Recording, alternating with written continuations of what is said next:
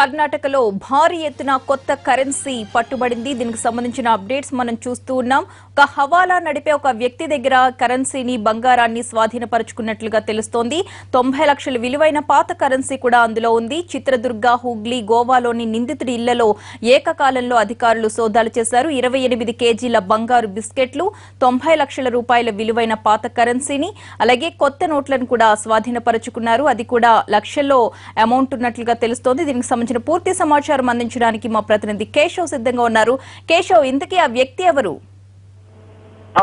ఈ కర్ణాటకలోని చిత్రదుర్గ మరియు హుబ్లీ, ఆ తర్వాత గోవాలో ఐటీ రైట్స్ ఒకేసారి 15 చోట్ల జరిగాయి. మొత్తం ఈ కొత్త నోట్ల కరెన్సీల పైన నడుస్తున్న ఐటీ రైట్స్ లో ఇదొక హవాలా పైన మొదటిగా రైట్ జరిగిందని చెప్పాలి కర్ణాటకలో. ఎందుకంటే వీరేష్ అనే వ్యక్తి మొత్తం ఇతను గోవా మరియు ముంబైలో క్యాసినో నడుస్తుంటారు. ఇతను హవాలా డబ్బులు కూడా మారుస్తూ ఉండడంతో ఇతను నిపుణునికి తెలుస్తుంది. కానీ ఐటీ అధికారులకు వచ్చిన సమాచారం ప్రకారం వీళ్ళు ఒకేసారి 15 చోట్ల ఈ ఐటీ రైట్స్ ని కొనసాగించారు. దీంట్లో మొత్తం 5,70,00,000 రూపాయల కొత్త 2,000 రూపాయల నోట్లు దొరికాయి. తర్వాత 90 లక్షల రూపాయల పాత నోట్లు కూడా దొరకడం జరిగింది. అదే కాకుండా 28 కేజీల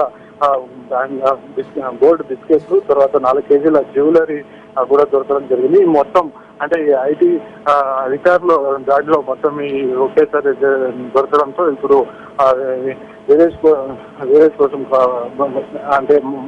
కోసం వేరేస్తున్నారు. అతను ముంబై మరియు గోవాలో ఉంటాడని చెప్పి తెలుస్తుంది. కానీ ఇది మొత్తం ఇతను డబ్బులు మొత్తం ఒక బాత్రూమ్ లో దాచుకున్నాడని కూడా తెలుస్తుంది. బాత్రూమ్ని వాళ్ళు అంటే ఎవరికి అనుమానం రాకుండా బాత్రూమ్ లో ఎలా ఉంటుందో టైల్స్ టైప్ లో పెట్టుకున్న ఒక బీరువాల్ని తయారు చేస్తున్నారు. దాంట్లో మొత్తం డబ్బుల్ని, తర్వాత ఆ గోల్డ్ ని కూడా లోపలే పెట్టినట్టు కూడా మన విజువల్ లో తెలుస్తుంది. మొత్తం ఈ ఘటన జరిగిన వెంటనే ఐటీ అధికారులే అవసరమై మొత్తం గోల్డ్ మరియు డబ్బుల్ని సీజ్ చేశారు.